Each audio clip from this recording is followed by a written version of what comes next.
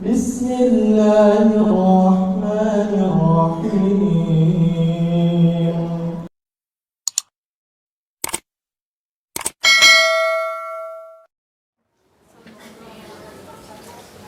Saya yakin dan tidak diragukan cintaan jamaah kepada Nabi Muhammad. Tapi bukan itu yang saya harapkan, bukan itu yang saya tunggu. Yang saya harapkan, bagaimana Nabi Muhammad mencintai kita. Kalau Nabi Muhammad mencintai kita, berarti ibu-ibu selamat dunia akhirat. Terjamin dapat syafaat Nabi Muhammad, terjamin husnul khatimah, terjamin menjadi ahli surga. Karena tidak mungkin Nabi Muhammad mencintai seorang ahli neraka. Tidak mungkin Nabi Muhammad mencintai seorang yang su'ul khatimah.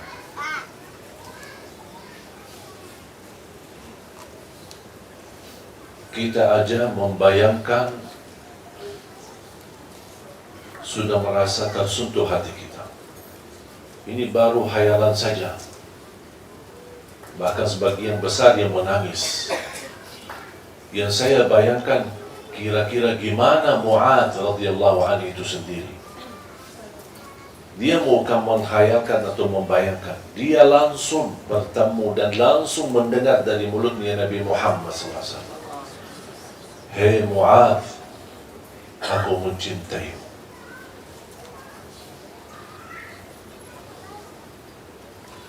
Bagi Mu'adz radhiyallahu anhu, dengan ucapan ini, saya yakin dia tidak pernah merasa bergembira sebagaimana saat dia mendengar ucapan Nabi Muhammad kepadanya.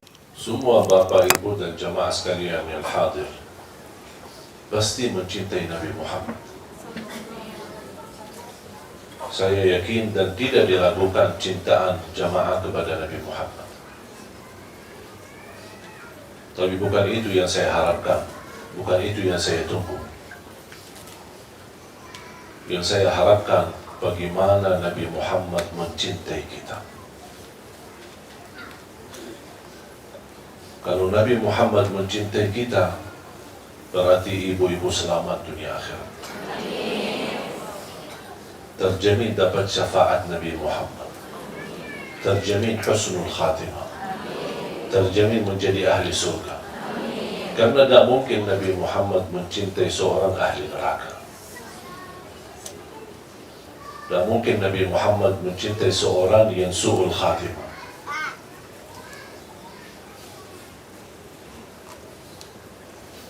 Kita aja membayangkan, sudah merasa tersentuh hati kita. Ini baru hayalan saja. Bahkan sebagian besar yang menangis.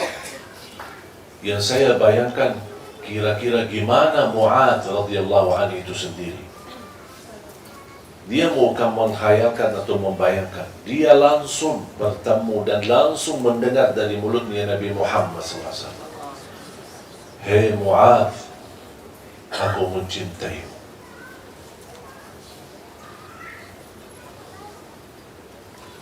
Bagi Mu'adz radhiyallahu anhu, dengan ucapan ini, saya yakin dia tidak pernah merasa bergembira sebagaimana saat dia mendengar ucapan Nabi Muhammad kepadanya.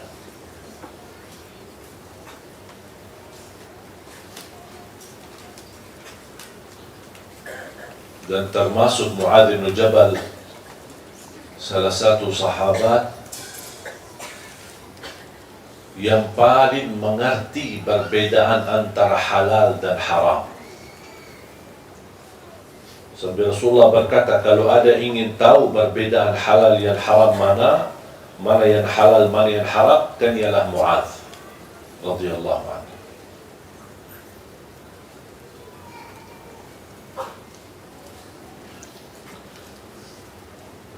Mudah-mudahan kita semua bisa bergabung bersama Nabi Muhammad di hari kiamat. Menatap wajahnya,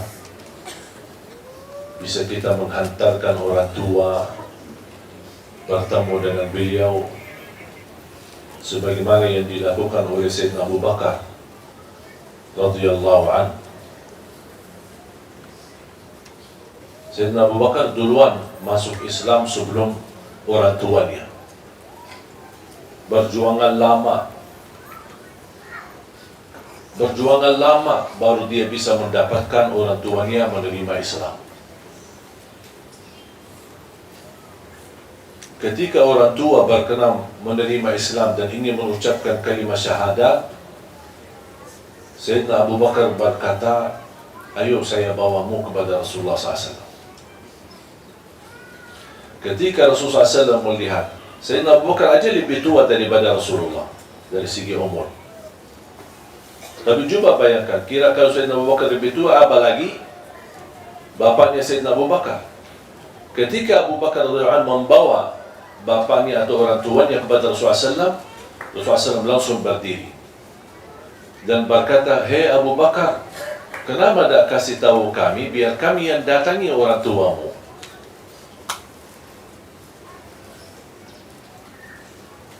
Apa jawab Sayyidina Abu Bakar?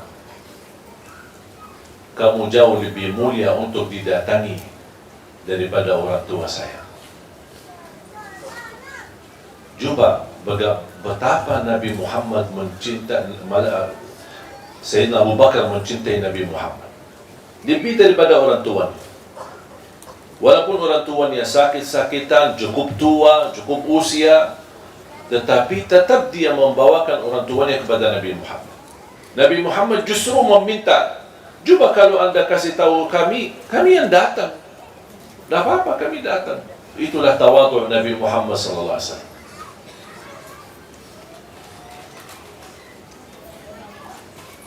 Belum lagi cintaan Rasulullah SAW kepada Siti Khadijah. Jangan kepada Siti Khadijah sendiri, bermulia akhlaknya Nabi Muhammad. Bersama kawan-kawannya, teman-temannya, Siti Khadijah, Rasulullah SAW sangat luar biasa mulia akhlaknya. Demi cintaannya kepada Siti Khadijah. Sampai pernah satu saat Rasulullah SAW bersama Siti Khadijah didatangi malaikat Jibril. Rasulullah SAW berpisah sebentar, sesaat bersama malaikat Jibril, dan malaikat Jibril berkata, itu Khadijah ya? Kata Rasulullah SAW, ya Khadijah, istriku. Sesudah Rasulullah SAW menerima wahyu, malaikat Jibril menyampaikan, mohon ya Rasulullah, titip salam aku kepada Khadijah. Malaikat Jibril kirim salam kepada Siti Khadijah. Betapa mulianya Siti Khadijah. Pertama wanita yang memperjuangkan Islam di saat pertama wahyu turun. Pertama wanita yang menghabiskan hartanya untuk menolong Islam dan menolong Rasulullah SAW. Dan sebagian ulama, bahkan sebagian besar ulama berkata, kalau bukan perjuangan Siti Khadijah, kita tidak bisa kenal Islam. Fantas dapat titipan salam dari malaikat Jibril. Rasulullah ketika mendengar ada kirim salam dari malaikat Jibril, Rasulullah SAW sendiri merasa gembira, merasa bahagia. Istriku dapat perhatian. Sampai malaikat Jibril melihat Rasulullah SAW, terlihat kegembiraannya dan kesenangannya di wajahnya. Sampai malaikat menyampaikan, senang dengan penyampaian atau titipan salam kepada Siti Khadijah. Ini ada berita lagi. Sampaikan salam kepada Siti Khadijah dari Allah Subhanahu wa ta'ala.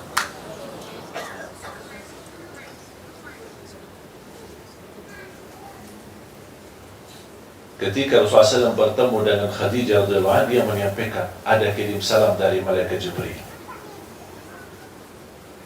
Dia langsung bergembira, bersenang. Ini belum diucapkan ada salam dari Allah. Ini baru dari malaikat Jibril sudah dia bahagia. Kata Rasulullah SAW, ada lagi.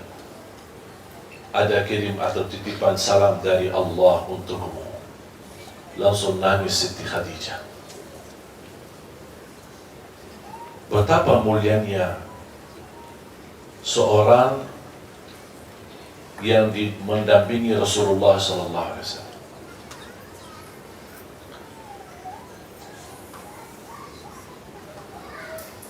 Belum lagi cerita cinta Nabi Muhammad kepada Aisyah radhiyallahu anha. Betapa luar biasa cintaan Nabi Muhammad SAW. Menurut saya, cintaan Nabi Muhammad kepada Siti Aisyah itu menjadi pelajaran bagi setiap generasi. Cinta sejati, cinta yang tulus, cinta yang ikhlas.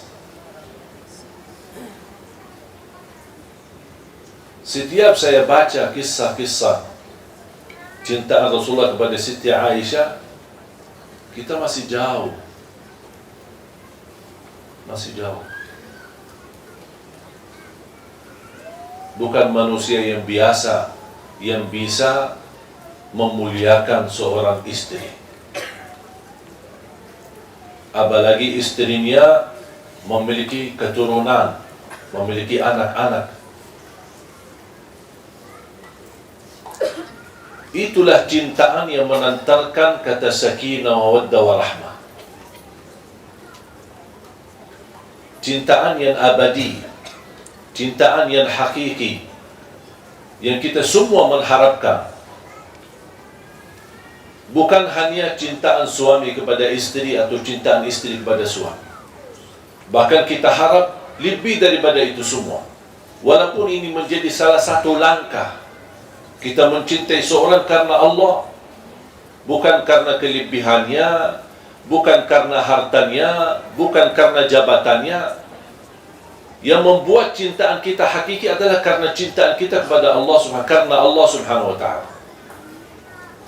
Aku cinta istri karena Allah, aku mencintai anak-anakku karena Allah.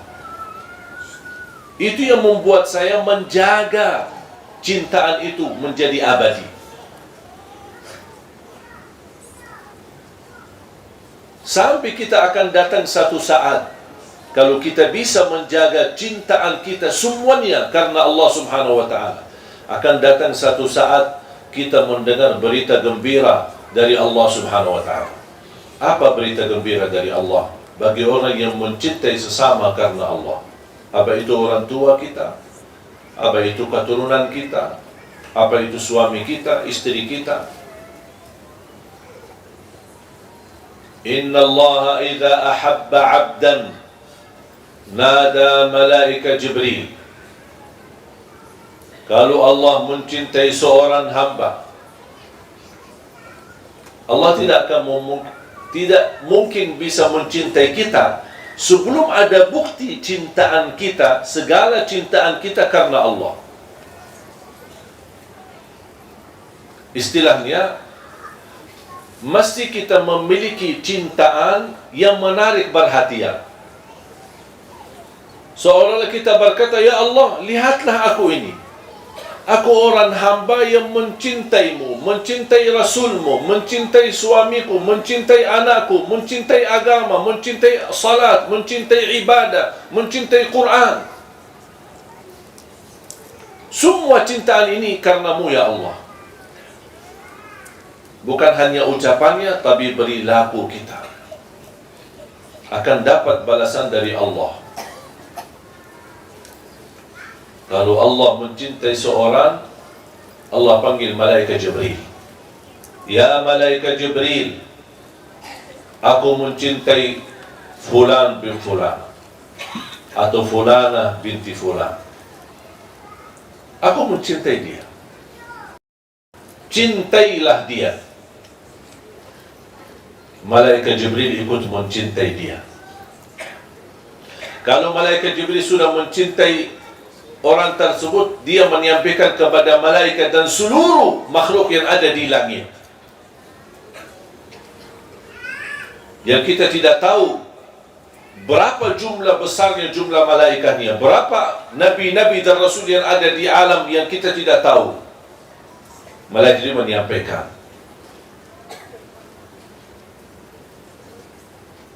hei penduduk langit, ahlus sama,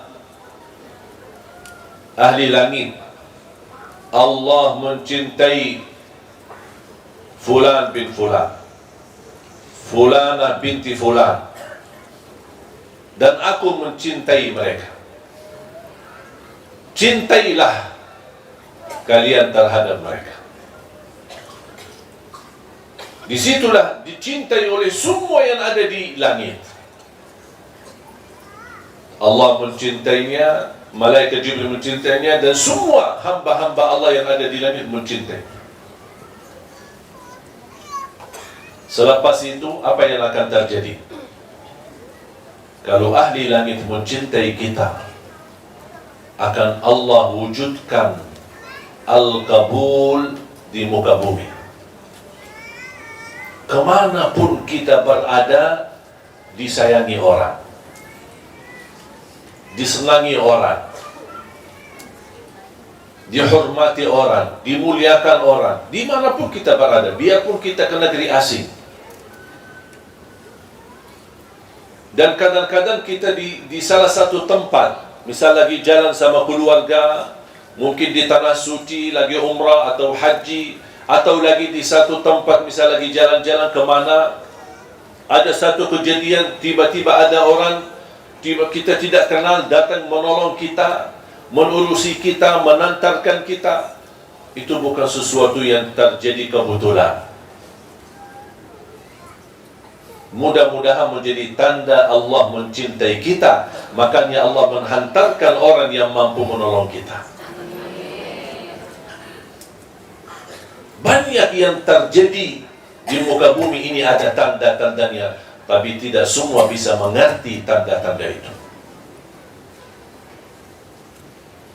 Ketika pun kita memiliki kesalahan, memiliki kekurangan, dan kita mendapatkan ujian, jangan ada yang merasa Allah tidak mencintai saya lagi, karena saya terus ujian, habis ujian, ujian lagi, selesai dari ujian, jatuh kepada ujian lagi. Justru itu tanda Allah masih peduli kepada kita. Yang Allah tidak pedulikan orang yang tidak pernah Allah perhatikan, menjadikan hidupnya sia-sia, menjadikan hidupnya sengsara, tidak pernah diuji, dibiarkan begitu saja. Dalam keadaan senang dibiarkan, dalam keadaan apa dibiarkan sama Allah SWT. Itu yang paling bahaya. Tapi ketika kita diuji, justru tanda itu Allah masih ingat sama kita. Allah masih ingin memberikan teguran, tapi dengan cara Allah, supaya kita bisa muhasabah diri, bisa lebih dekat. Barangkali selama ini kita lebih tergantung kepada makhluk. Allah ingin melihat kebaikan kita. Kita orang yang baik, orang yang mulia. Tetapi kok kenapa selama ini masih tergantung dengan makhluk? Allah kasih ujian. Supaya ujung-ujungnya apa? Yang anda sebutkan bukan, hei fulan, hei fulana, tolonglah aku. Tapi tidak, akan datang satu saat yang keluar dari hati dan ucapan lidah kita, ya Allah, tolonglah aku. Itu bisikan yang istimewa, karena keluar dari tulus hati kita, ikhlas, dan itulah yang ditunggu oleh Allah Subhanahu wa ta'ala. Dan semakin mulia cintaan kita kepada Allah dan kepada segala sesuatu yang baik, kebaikan, perjuangan kepada Islam, kepada amal salih, kepada amal jariyah, kepada Al-Quran, kepada tahajud, kepada salat duha, kepada puasa sunnah, silatul rahim. Cintailah amal kebaikan, bukan karena diperintahkan, tapi kita mau melakukannya karena aku cinta mendekatkan diri kepada Allah Subhanahu wa ta'ala. Kalau kita aja dekat sama raja, atau sama orang pejabat tinggi, atau sama orang yang mulia, kita merasa berbahagia. Gimana kalau kira-kira kita menjadi orang yang dekat sama Allah? Berarti doa kita diijabah, hajat kita dikabulkan, masalah kita diangkat, apapun yang kita hadapi akan disisihkan oleh Allah Subhanahu wa taala, karena kita termasuk golongan yang dicintai Allah. Dan mungkin Allah mencintai seorang, tapi Allah membiarkan begitu saja.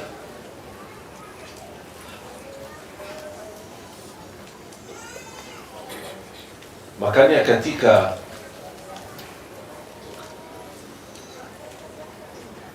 saya bersalawat,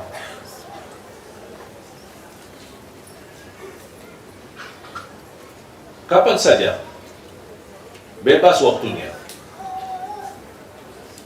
Saya ingat selalu bersabda Rasulullah sallallahu alaihi wasallam di hadis yang diriwayatkan Imam Muslim, barang siapa yang salawat kepadaku 1 kali akan dibalas oleh Allah 10 kali rahmat.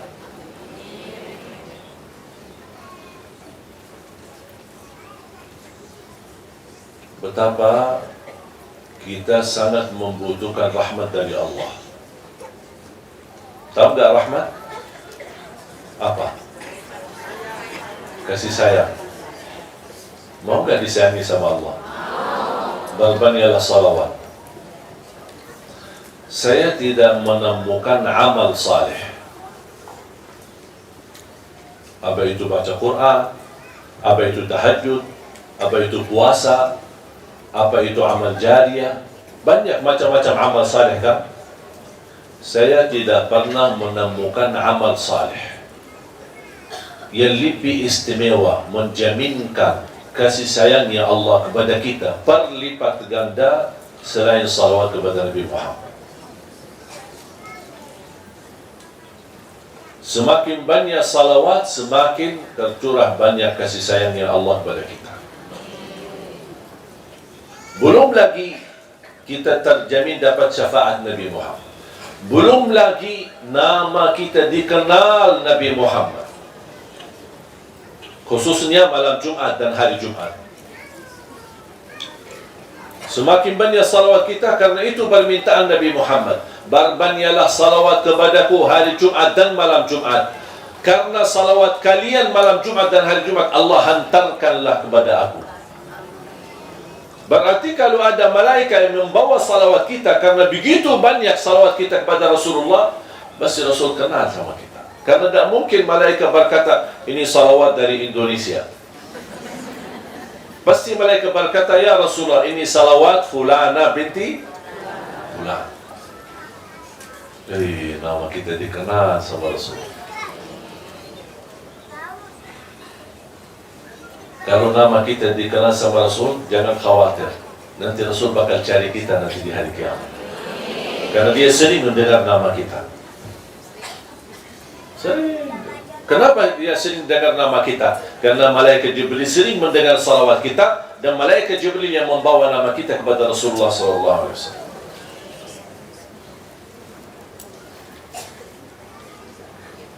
Makanya jamaah sekalian, jangan merasa bosan bersalawat. Sepanjang waktu, sepanjang saat, salawat menjaminkan husnul khatimah. Salawat menjaminkan rahmat dari Allah. Salawat menjaminkan syafaat. Salawat menjaminkan selamat dari kematian buruk. Salawat menjaminkan selamat dari kematian mendadak. Salawat menjaminkan selamat dari kecelakaan. Salawat menjaminkan terkabul hajat kita. Salawat menjaminkan kita dekat posisi kita sama Rasulullah nanti di hari kiamat. Salawat kita semakin banyak besar pahalanya di sisi Allah. Diangkat derajat kita, dihapuskan dosa, terkabul hajat, terjamin doa kita diijabah oleh Allah Subhanahu wa taala. Dan setiap saya melakukan amalan, saya selalu rasakan ingin meniru Nabi Muhammad sallallahu alaihi wasallam. Saya berpakaian baju baju dalam maupun baju di luar, saya selalu gunakan tangan yang kanan dulu baru. Kenapa?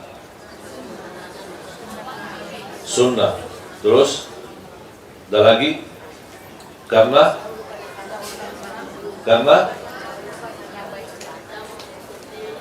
boleh. Terus? Apa alasan lagi? Karena diperintahkan. Karena setiap kebaikan dimulai pakai kanan. Ada lagi?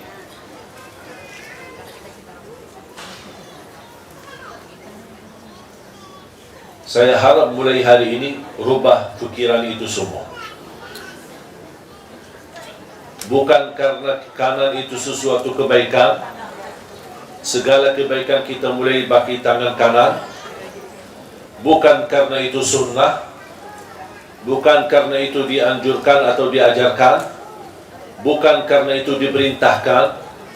Tapi jadikan, kenapa saya melakukan ini? Karena saya ingin meniru Nabi Muhammad. Rasakan itu. Bukan karena sunnah, bukan karena wajib, bukan karena diperintahkan, bukan karena segala sesuatu yang baik dimulai dengan tangan kanan. Tapi kita mau seperti ini karena saya ingin meniru Nabi Muhammad. Kenapa saya berpakaian pakai tangan kanan dulu baru yang kiri? Saya ingin meniru Nabi Muhammad karena Nabi Muhammad seperti itu. Kalau saya makan bagi tangan kanan, kenapa? Karena saya ingin meniru Nabi Muhammad.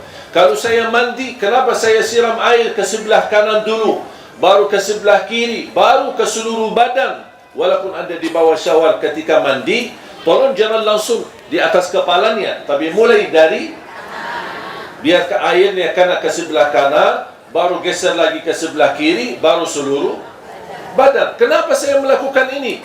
Karena Nabi ingin meniru Nabi Muhammad. Kalau saya tidur, saya letakkan berbaring ke sebelah kanan dan meletakkan tangan saya di bawah. Itu buat apa?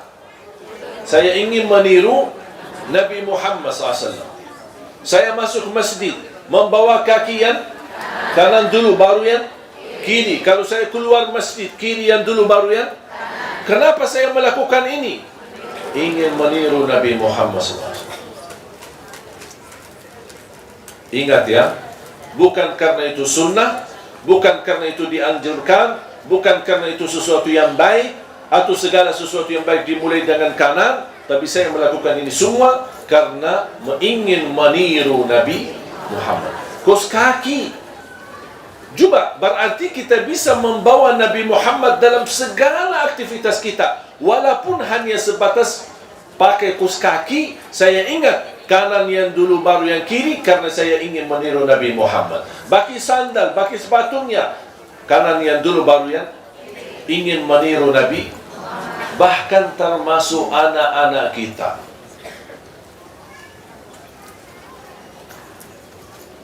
Biasanya kalau kita memberi sesuatu kepada anak kita,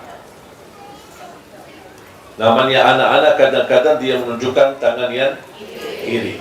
Apa itu, permen atau apa makanan, apa sajalah. Betul? Sering terjadi itu, anak-anak selalu menggunakan tangan yang kiri. Dan kita berkata apa? Mana tangan yang manis? Betul? Atau mana tangan yang bagus? Mana tangan yang baik? Boleh enggak kita rubahkan istilah mulai hari ini? Kalau anak kita mau ambil sesuatu, kita berkata, mana tangan yang dicintai Nabi Muhammad?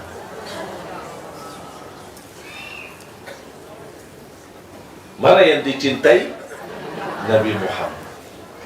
Supaya dari kecil dia tertanam meniru Nabi Muhammad dalam segala hal. Walaupun dia masih anak-anak tidak tahu apa itu Nabi Muhammad. Tak apa-apa. Kita ajarin. Kita kuatkan hubungan batinnya, hatinya. Hubungan baik sama Nabi Muhammad. Semakin dia dewasa, semakin dia besar, dia akan tahu segala perilakunya dia ternyata meniru Nabi Muhammad. Dia akan pasti mencari tahu siapa ini Nabi Muhammad. Ternyata Nabi Muhammad adalah teladanku.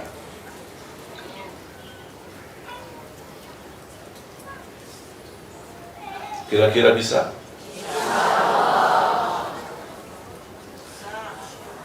Ibu jamaah sekalian, kalau bisa ibu bertahan dan menjaga, ingin meniru Nabi Muhammad, ingin meniru Nabi Muhammad, ingin meniru Nabi Muhammad, dan kita bisa menjalani ibadah ini dengan perasaan ini selama 1 minggu, insya Allah ibu-ibu akan merasa jauh lebih indah hubungan batin kita sama Rasulullah. Akan terasa ketika kita bersalawat, ya Allah, selama ini saya salawat, tapi kok kali ini kok rasanya beda.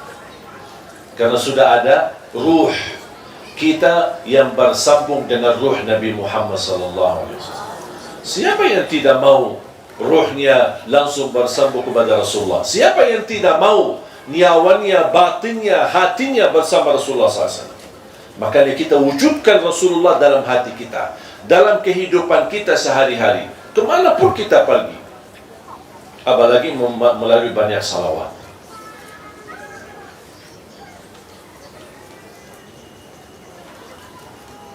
Saya akhiri satu cerita. Betapa Nabi Muhammad tidak pernah lupa sama kita. Walaupun dia di posisi sangat istimewa, kadang-kadang keistimewaan yang kita dapat membuat kita lupa diri, jangankan lupa orang lain. Ketika Rasulullah SAW Isra Mi'raj, dibawa oleh malaikat Jibril, menembuskan 7 langit, lapisan langit, 1, 2, 3 sampai 7. Di langit yang ke-7 bertemu dengan Nabi Ibrahim, bersandar di Baitul Ma'mur. Apa itu Baitul Ma'mur? Ka'bahnya langit. Karena ada Ka'bah di langit, ada Ka'bah di bumi. Dan posisi Ka'bah di langit sama persis di atas Ka'bah yang di bumi. Dan di Ka'bah yang langit ini yang ditawafi oleh malaikat. Sekali tawaf 70,000 malaikat. Nabi Ibrahim bersandar kepada Baitul Ma'mur. Nabi Muhammad melihat. Dan setiap 70,000 malaikat selesai tawaf, bergiliran kan, ada malaikat lain. Mereka geser, malaikat 70,000 lagi malaikat baru tawaf. Yang sudah tawaf pertama menunggu gilirannya, kata Nabi Muhammad SAW, yang sudah bertawaf tidak berkesempatan lagi tawaf lagi sampai hari kiamat. Sampai hari kiamat menunggu gilirannya. Kenapa? Itu menunjukkan tanda apa? Tandanya, jangankan jutaan malaikat, miliaran malaikat yang sedang tawaf. Semuanya bertasbih, tahmid, tahlil, takbir. Disitulah malaikat Jibril hantar Nabi Muhammad SAW dan menyuruh Nabi Muhammad naik. Saya tidak bisa lanjut lagi naik. Kalau saya naik akan terbakar karena sudah berbatasan dengan cahaya Allah. Saya tidak bisa naik, kata malaikat Jibril. Tapi wahai Nabi Muhammad, kamu diizinkan untuk naik. Nabi Muhammad naik. Disitulah tercampur Nabi Muhammad, cahayanya Allah dengan cahaya Nabi Muhammad SAW. Ketika Nabi Muhammad SAW sudah di posisi yang paling istimewa, yang disebutkan Al-Maqamul Mahmud, yang tidak boleh didapati oleh selain Nabi Muhammad SAW. Makanya Nabi Muhammad SAW minta didoakan. Coba, bukan kita aja minta Nabi Muhammad mendoakan kita, kita juga minta Nabi Muhammad mendoakan. Nabi Muhammad minta, doakan saya. Kok Nabi Muhammad minta kita doakan? Dari mana kok bisa kita? Kita kan hamba biasa. Kok mana Nabi Muhammad minta kita doakan supaya dia tetap diberikan ke makam mahmud, darajat yang teristimewa nanti di hari kiamat. Apa doanya? Doa setelah azan. اللهم صل على محمد وعلى آل محمد كما صليت على إبراهيم وعلى آل إبراهيم إنك حميد مجيد اللهم رب هذه الدعوة التامة والصلاة القائمة آت محمدا الوسيلة والفردوس والدرجة العالية الرفيعة وابعثه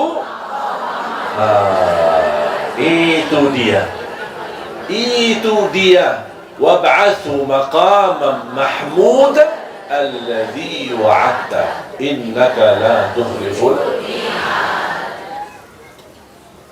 Berarti Nabi Muhammad meminta doa kita. Makanya setiap saya dengar azan, saya tidak mau berkomunikasi kepada siapapun. Sampai istri saya sudah terbiasa, ketika mendengar azan, tidak bisa diajak bicara. Sudah tahu, saya harus mendengar, karena ada titipan Nabi Muhammad minta kita doakan. Dan saya mau menjadi orang yang berkenan mendoakan Nabi Muhammad. Walaupun saya tidak fantas, tapi karena itu permintaan. Kenapa saya melakukan ini? Bukan saya merasa diri lebih baik, tetapi karena saya ingin memenuhi permintaan Nabi Muhammad SAW. Cuba 5 kali kita mendoakan Nabi Muhammad. Cuba kalau kita termasuk orang yang istiqamah mendoakan Nabi Muhammad setiap habis azan, kira-kira dikenal gak Nabi Muhammad? Pasti dikenal. Makanya banyak orang menganggap ini memang doa biasa, kita semua hafal. Tapi pernah gak kita bawa perasaannya Nabi Muhammad yang minta kita doakan? Sallallahu liyal wasilah, memohon kepada Allah untuk aku wasilah. Apa itu wasilah? Wasilah itu adalah darajat yang tertinggi di sisi Allah untuk Nabi Muhammad SAW. Kan disebutkan dalam doa al-wasilata wal fadilah.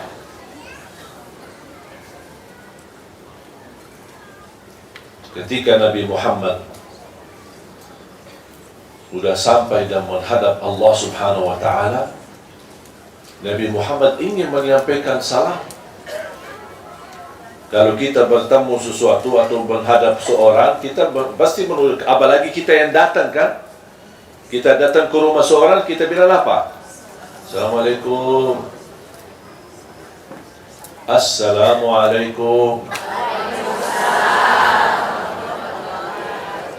Sering kadang-kadang ada orang jamaah datang, saya kebetulan misal lagi di ruang bawah, terus ada orang datang, Assalamualaikum, saya tidak jawab. Apa itu Assalamualaikum? Assalamualaikum. Saya tidak jawab. Dia perhatikan saya ada. Yang lebih parah itu, yang saya menganggap hal itu tidak sopan. Misal kalau kita di depan rumah, ada jendela terbuka, kita nitip. Assalamualaikum. Tidak jawab, padahal dia ada di sini. Tidak jawab. Memang saya tidak jawab, karena itu tidak sopan. Itu bukan akhlak orang mukmin. Islam mengajarkan kalau kita datang ke rumah orang, tutup pintunya, geser dari depan pintu. Kenapa kita geser kanan atau kiri? Karena Islam mengajarkan seandainya dia buka pintu, jangan sambil mata kita membuka aurat pintunya atau rumahnya. Makanya disuruh geser ke kanan atau kiri. Udah kita Masya Allah begitu buka pintu, ada siapa di sini? Panjang matanya. Tidak sopan itu. Coba betapa mulianya Islam. Pandangan mata di rumah orang itu kita harus jaga. Tok pintu 3 kali dan ucapan Assalamualaikum. Assalamualaikum. Anak-anak juga diajarin. Akhirnya anak Assalamualaikum. Assalamualaikum.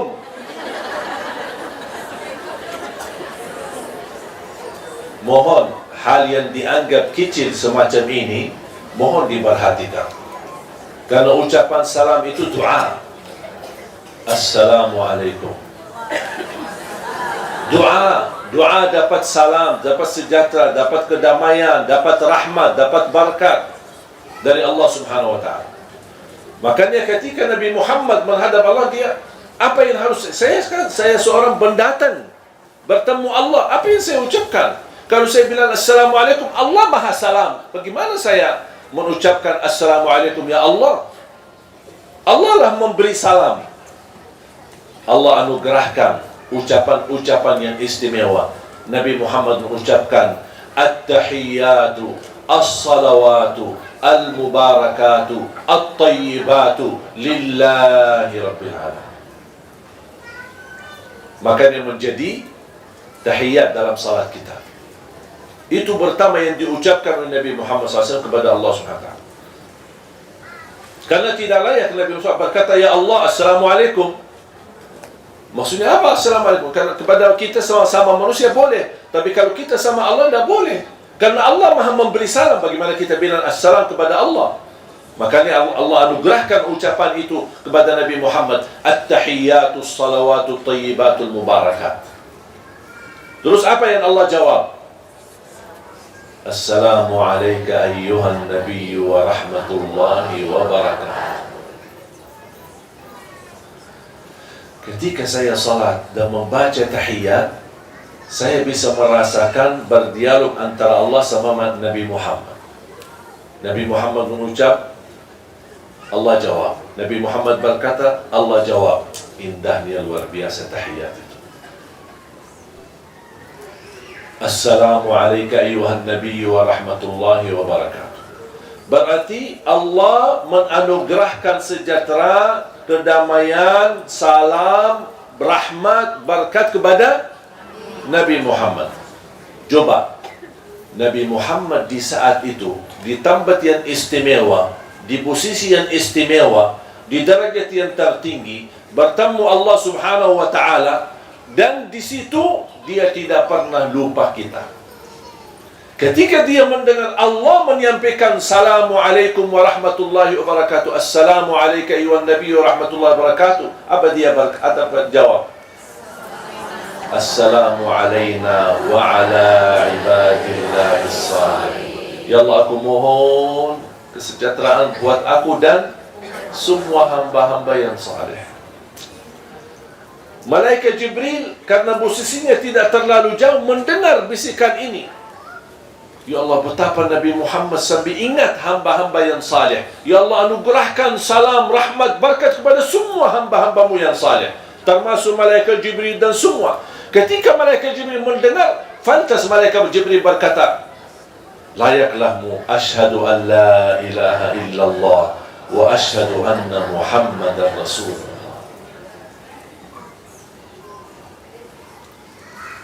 Itu pertama yang dianjurkan untuk kita baca dalam salat. Tapi ketika kita baca, tolong hayati apa yang terjadi di saat cerita itu. At-tahiyyatu salawatu adalah ucapan Nabi Muhammad kepada Allah. Assalamu alayka ayyuhan nabiy wa rahmatullahi wa barakatuh, ucapan Allah kepada Nabi Muhammad. Assalamu alayna wa ala ibadillahi salihin, ucapan dan permohonan Nabi Muhammad kepada Allah untuk dirinya dan hamba-hamba yang tidak pernah mau lupa sama kita.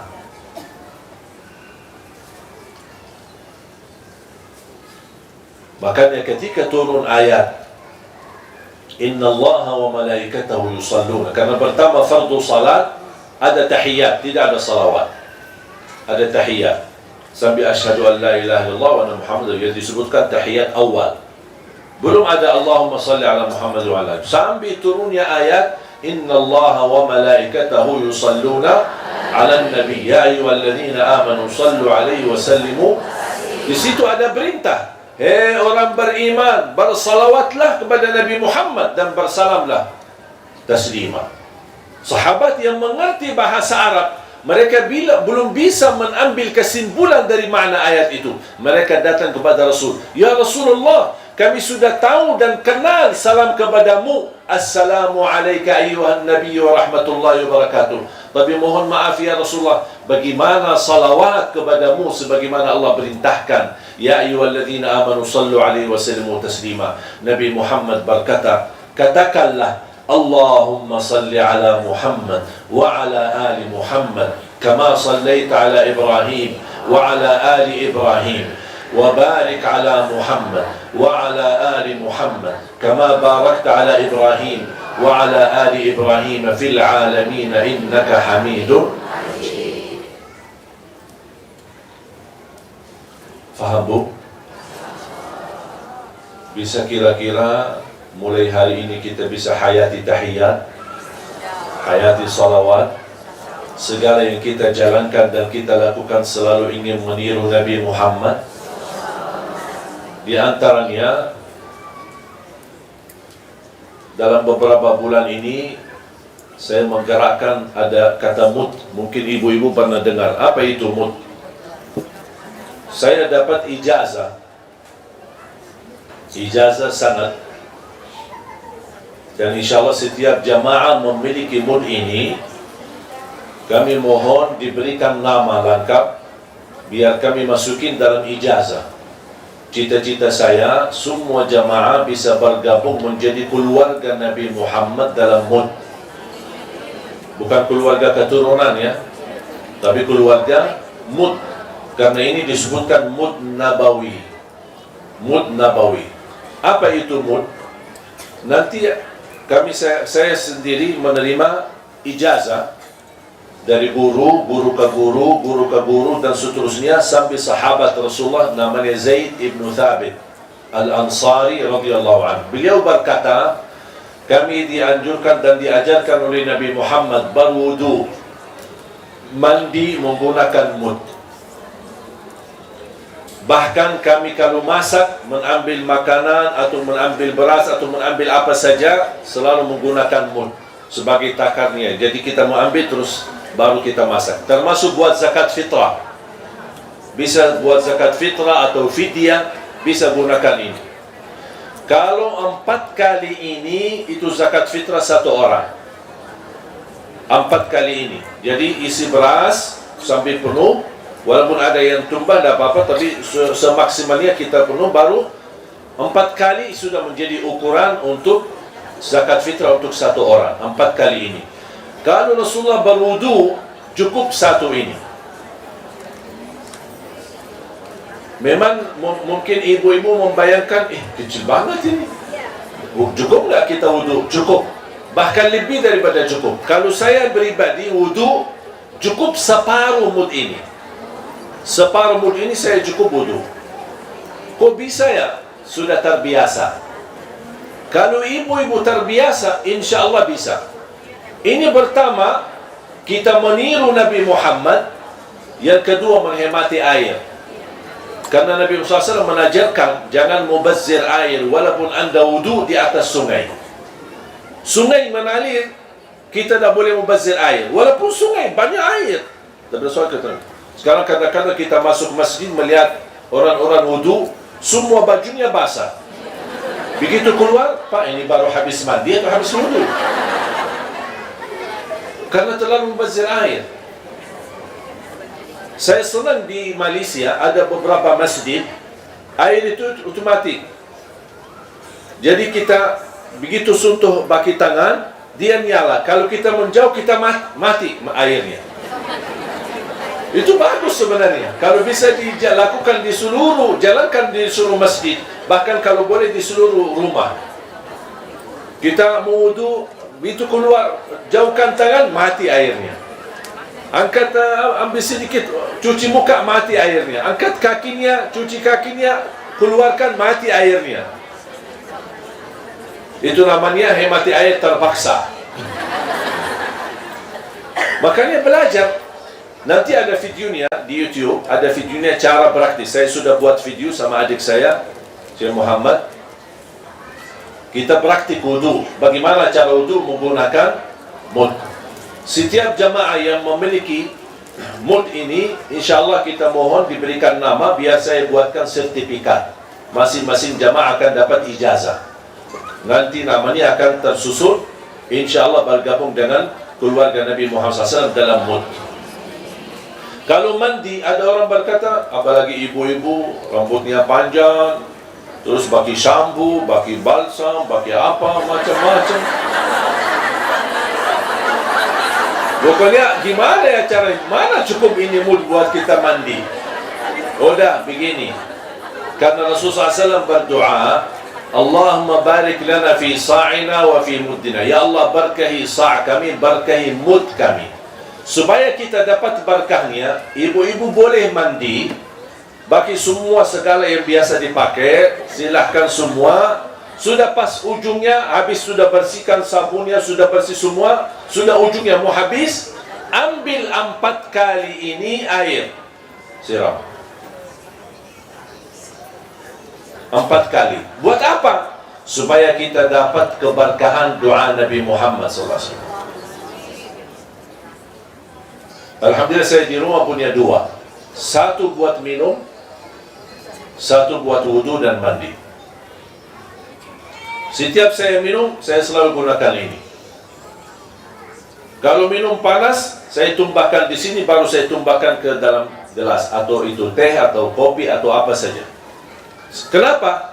Karena saya ingin mendapatkan keberkahan yang disebutkan oleh Nabi Muhammad SAW. Paham?